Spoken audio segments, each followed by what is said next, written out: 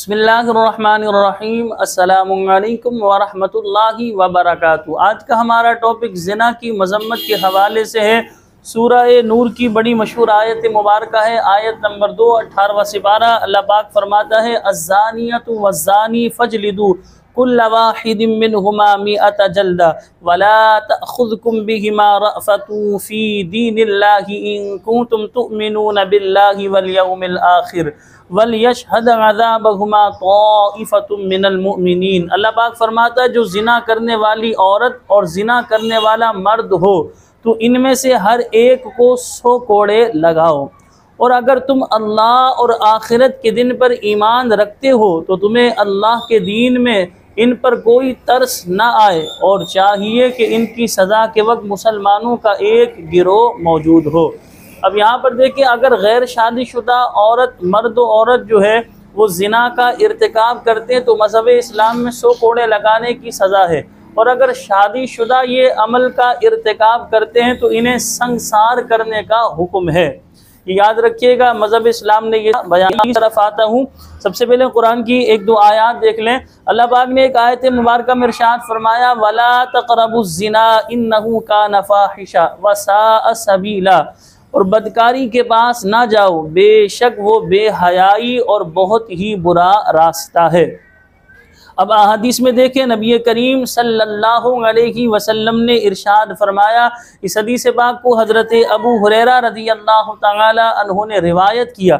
नबी करीम सल्लल्लाहु अलैहि वसल्लम ने फरमाया जब बंदा जिना करता है तो उससे ईमान निकल कर सर पर साइबान की तना हो जाता है, और जब इस फेल से जुदा हो जाता है तो उसकी तरफ ईमान लौट आता है। अल-अमान वल हफीज़, यानी गोया के जिस वक्त ये बदकारी वाला अमल बंदा कर रहा होता है तो गोया के ईमान भी निकल कर ऊपर इस तरह साइबान की तरह ऊपर आ जाता है, यानी ईमान भी उससे गोया के इस तरह दूर हो जाता है, जुदा हो जाता है। अल्लाहु अकबर। ज़रा गौर करना चाहिए कि इस फेल में आजकल अक्सरियत जो है इस फेल में मुब्तला है। अल्लाह पाक हम सब के हाल पर रहम फरमाए, अल्लाह पाक हमारे हाल पर रहम फरमाए, हमें इन बेहयाई वाली चीज़ों की तरफ जाने से अल्लाह पाक महफूज फरमाए। आइए मज़ीद अहदीस हम आपके सामने बयान करते हैं। हज़रत अमर बिन आस रज़ियल्लाहु तआला अन्हु से रिवायत है, नबी करीम सल्लल्लाहु अलैहि वसल्लम ने इरशाद फरमाया जिस कौम में जिना ज़ाहिर होगा वो कहत में गिरफ्तार होगी, यानी कहत साली उन पर मुसल्लत कर दी जाएगी, और जिस कौम में रिश्वत का ज़ुहूर होगा वो रौब में गिरफ्तार होगी, उन पर रौब तानी कर दिया जाएगा। हज़रत अब्दुल्ला बिन अब्बास रज़ियल्लाहु तआला अन्हुमा से रिवायत रसूलुल्लाह सल्लल्लाहु अलैहि वसल्लम ने इरशाद फरमाया जिस बस्ती में जिना और सूद ज़ाहिर हो जाए तो उन्होंने अपने लिए अल्लाह ताला के अज़ाब को हलाल कर लिया। अल्लाहु अकबर। हज़रत उस्मान बिन अबुल आस रज़ियल्लाहु तआला अन्हु से रिवायत है, नबी करीम सल्लल्लाहु अलैहि वसल्लम ने इरशाद फरमाया आधी रात के वक्त आसमानों के दरवाजे खोल दिए जाते हैं, फिर एक ऐलान करने वाला एक ऐलान करता है कि है कोई दुआ करने वाला कि उसकी दुआ कबूल की जाए, है कोई मांगने वाला कि उसे अता किया जाए, है कोई मुसीबत ज़दा कि उसकी मुसीबत को दूर किया जाए। उस वक्त पैसे लेकर जिना करवाने वाली औरत और जालिमाना टैक्स लेने वाले शख्स के अलावा हर दुआ करने वाले मुसलमान की दुआ कबूल की जाएगी। अल्लाहु अकबर। यानी उस वक्त जिना के फेल में मुब्तला होने वाले की दुआ कबूल नहीं की जाती। हज़रत मिक़दाद बिन अस्वद रज़ियल्लाहु तआला अन्हु फरमाते नबी करीम सल्लल्लाहु अलैहि वसल्लम ने अपने सहाबा कराम अलैहिमुर रिदवान से इरशाद फरमाया जिना के बारे में तुम क्या कहते हो? इन्होंने अर्ज़ की जिना हराम है, अल्लाह अज़्ज़ा वजल और उसके रसूल सल्लल्लाहु अलैहि वसल्लम ने उसे हराम किया है और वो क़यामत तक हराम रहेगा।